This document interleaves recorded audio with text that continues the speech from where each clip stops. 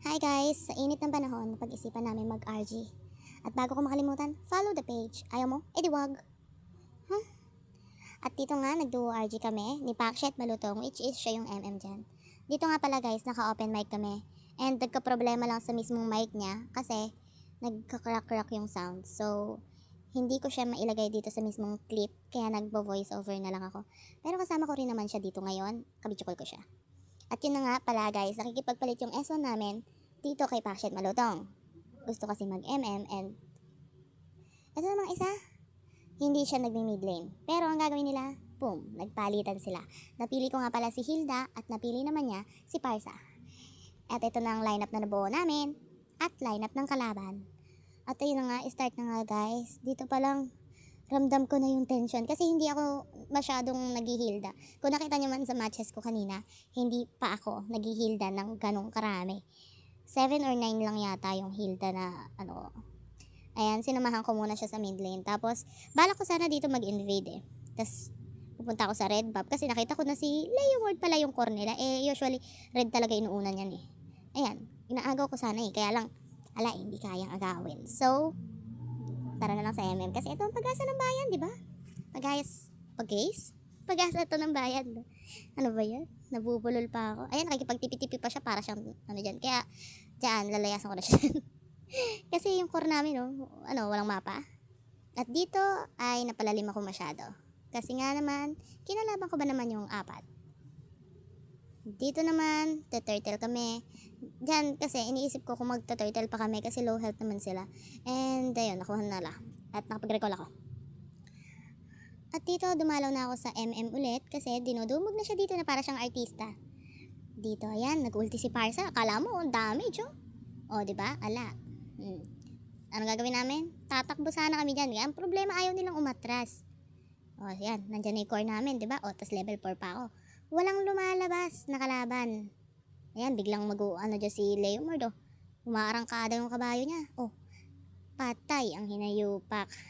O, madadamay pa ako dyan. Wawalis-walisin pa ako dyan. Hindi. Masama akong damo eh. Hehe.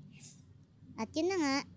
Kaya ang gagawin ko sana dito, uwi na lang. Pero na-realize ko, kapag nga pala pumunta ako sa mga bush, nahihil ako. So, ang gagawin ko na lang, dadaan ako sa mga bush, ganyan. Tapos pupunta ako dun sa taas eh. Kasi dinudumog na rin si Guinevere doon. May Guinevere nga pala kami. Di ko na kasi namalayan eh. Kasi, di ko rin alam. Ayan, patay. Recall. Tapos dito, yan, mag-clear lang sana sila. Pero nakita namin to, ba't nandiyan ka? Namatay ka tuloy, kaya lang, andito na yung respo niya. Ang bilis ng rescue operation ng kalaban eh. Kaya, ayan, laban na nga. Akala ko kakampi yung dumating, kalaban din pala. Ayan, triple kill. Di tayo nakapag-recall dun eh. At dito, mag-aagaw sana kami ng turtle dyan. Aagaw kami. Kaya bigla na nag-ulti tong visit na Leon Ward na to eh. Kala mo naman, kinagwapo niya yung pagsakay niya sa kabayo. Dito, nawawala na ako ng pag-asa niya. Kasi 1-5 ba naman? Standing yan. Pero ayaw ng mga kakampi ko, kaya, sige, laban na to. Tapos, ayan yung mga standing namin, di ba? Ganda ng standing namin, grabe. Kaya sobrang nawawalan na ako ng pag-asa dyan kanina. Pero, tingnan mo to.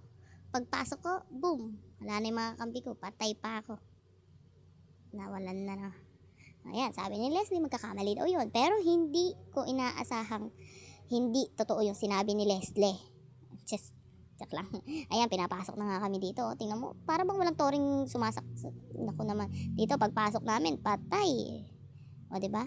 Ulti pa si Parsa dun. O, nag-ulti na lahat. O, dito, pinasok na naman kami. Para bang wala kami mga damage sa kanila eh. O. Tapos tinatayo-tayuan na lang nila kami dyan sa labas ng tower namin. Tapos ito, pumasok ko na nga si mo.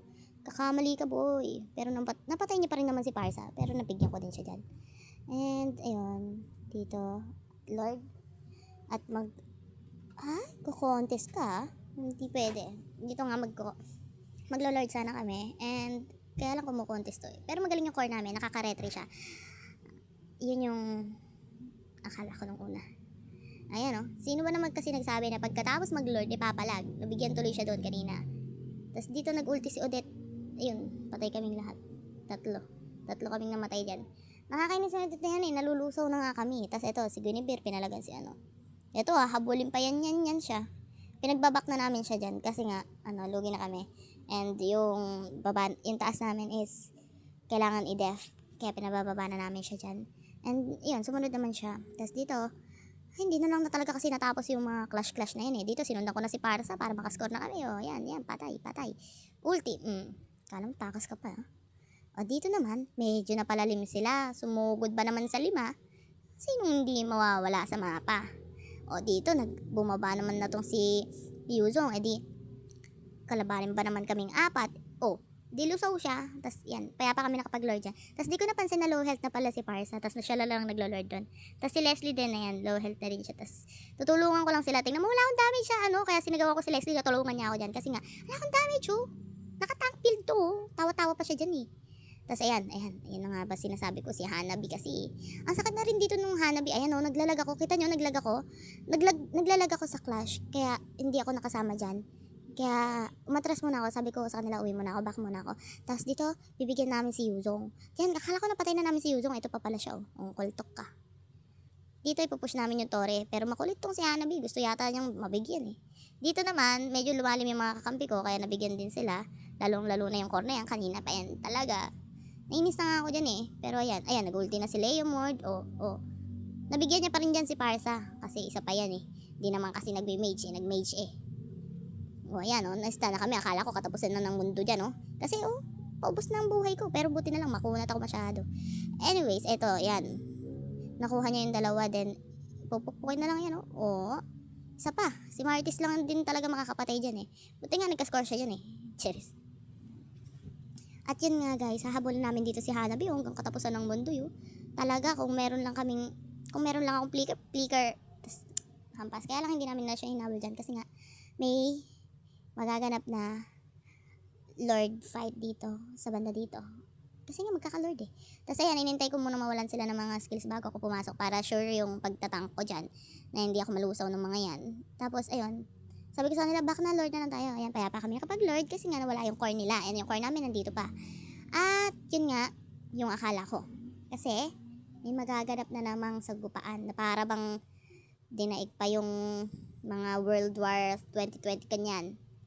Ay naku. Pero ayan, gumit na ako dyan para ako mamatay man ako, makuha naman namin yung Lord, diba?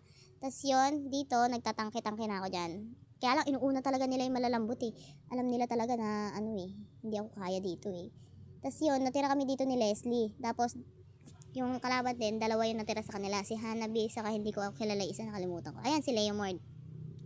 At yun, gusto na namin tapusin dito kasi may Lord naman kami Tapos yun, nakita ko na napatay ni Leslie si Hanabi. Kaya, pumasok na ako para mag-tower lock. Kaya lang, tingnan nyo, wala akong damage sa tower Tingnan nyo walang minions din nakapasok pero hindi kami inaatake ng tower. Tapos tingnan nyo yung si Leslie, wala din siyang damage sa wala siyang damage, diba? So, naisipan ko na lang na mag-back na lang muna kasi wala naman kaming damage dun Ngayon, nagtataka na kami dyan kasi wala kaming damage sa Tori talaga. Or baka nag-bug lang kasi wala rin naman nakapasok na minions kanina. Ganun. Tapos dito, tatapusin na sana namin kasi gusto na namin matapos talaga. Kaya lang ayaw ipatapos ng kalaban Talagang sugod na sugod din sila Kaya nga mabibigyan dyan si Parsa saka si Leslie. Tapos nag-back na nga rin ako dyan kasi nga, wala naman kaming damage and may Lord. Doon kami pupunta sa Lord para hindi man namin makuha namin tong Lord, diba? Kasi lugi-lugi kami, 4 pa buhay sa kalaban, 3 na lang kami. And wala pa akong damage kasi nakatank feed lang talaga ako dito. Para nga, kasi talaga, itatangke ko na talaga yung sarili ko dyan sa gitna para lang makakuha sila ng objective sana. Pero nakita ko naman, marunong talaga yung core namin mag-retry. Ang problema sa kanya patay siya ng patay. Diba? Patay na naman siya yan. Diba? Babak na ako dyan kasi, wala naman akong damage Pag nilabaran ko, mamamatay lang din ako dyan. At dito na nga, makikita ang katapusan. Charis. Hindi, pupunta na ako dyan sa base para pa-heal. Kasi nga, wala Tapos ayan, pupunta na kami dyan. Susundan na namin yung Lord dyan Kasi nga, gusto ko nang matapos. Tingnan nyo naman yung oras 30 minutes na kaming naglalaro, guys.